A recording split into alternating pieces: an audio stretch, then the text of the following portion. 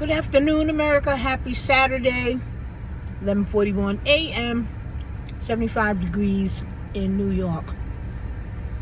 Quick hot topic. People get perturbed. They just get upset when they see somebody step out of the cookie cutter mold and the norm of what's acceptable amongst, groups of people, in particular black folk, okay? Get upset and made to feel very, very uncomfortable. That's because they don't have the confidence, the self-confidence in themselves to be individual, right? To stand up for what they believe in. They feel that they have to go along with the crowd. They have to be in the clique and the gang, and they're afraid to come out of the closet, so to speak, and stand up for what they really mean and what they really stand for. We would rather go against sending in reinforcements into our communities to clean up and stop the bleeding, right? And get rid of the people who are terrorizing our communities on a daily basis, right? We would rather either ignore it, okay? Act like, don't bother me, or say that it's racist because reinforcements. There are people who want to send in reinforcements to assist our community to become a safer, more livable place. Or it's just because they're so hateful, right? They're so racist, they're so prejudiced against President Trump that they would rather see the continuous demise and destruction, dereliction, dilapidation, decay of our communities than to give that white man the credit for coming in and fixing it, because they gave their votes away to Democrats for 40, 50, 60 years and sat back and watched the continued spiral downward, year after year, decade after decade, generation after generation, voting Democrat, never getting anything in return for our vote but what we see today on Saturday, September 6, 2025 at 11:44 a.m. in Chicago, the south side of Chicago. Look outside your door. Harlem, look outside your door. South Bronx, look outside your door. North Bellport, look outside your door.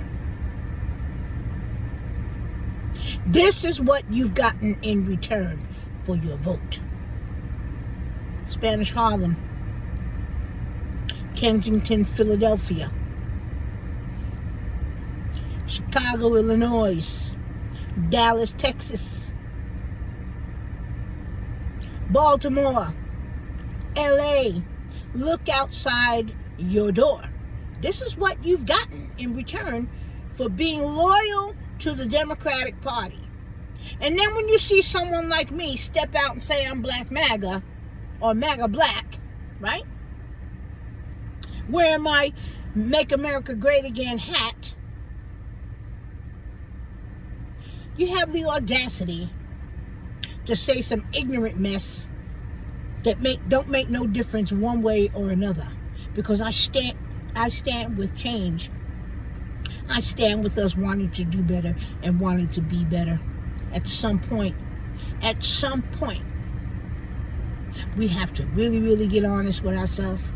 We really, really have to get to a point where we're going to say, you know what? We deserve better. We deserve better.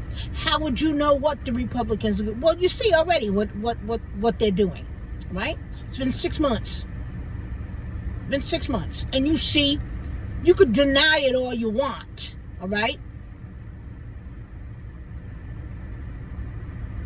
It took 12 of the past 16 years. That was the last time there was a Republican in office, besides when Trump was in 2016. And things got better then. Prices and everything went down. Payroll taxes, all that. All right? Times were better then. And they're going to be way better now. It's been 6 months. You people are looking for any little petty thing. And you're using, because it's Trump who wants to clean up our neighborhoods, that you want to resist and you want to obstruct. And now all the Muslims and all the brotherhoods and all that want to march in the streets like you have been effective all this long time. Put on some matching t-shirts and march in the street with a bullhorn.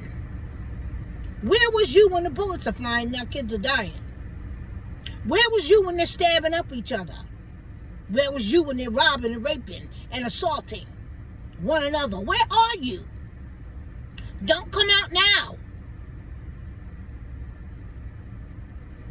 Mayor Adams, you're a hypocrite, okay? You're a hypocrite, Mayor Adams, because you've been the mayor for 4 years plus, okay? And you sat back and you allowed this to get out of control. You gave all our money to them illegals. You spent billions of dollars and you completely ignored the things that are going on in the projects, in the ghettos, and in the hoods. And you allowed it.